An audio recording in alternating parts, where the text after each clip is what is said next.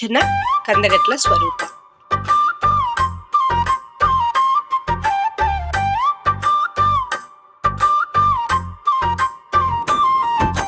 పలకా బలపం పక్కన పెట్టి పరుగుల తీసిన రోజులు, సెలవులొచ్చనని సంబరపడి ఊర్లు తిరిగిన రోజులు.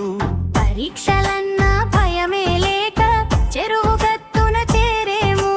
అమ్మమ్మ గారి ఊరికెళ్ళి అల్లరి ఎంతో చేసేము. సెలవులంటే చాలు పిల్లలకు ఎంతో సంతోషం. తల్లిదండ్రులకేమో అదొక పెద్ద అలజడి.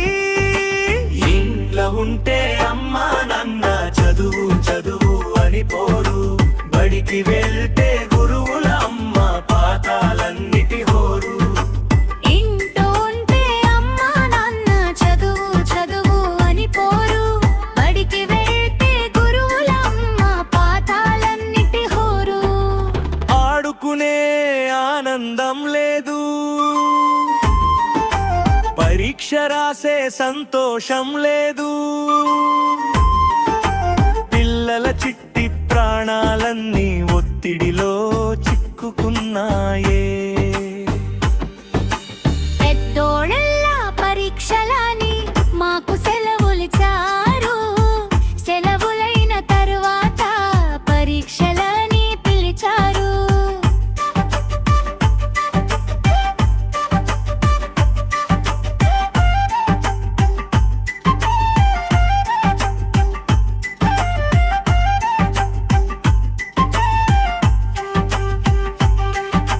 ముందే పరీక్ష రాయించి అప్పుడు సెలవులివ్వండిరి.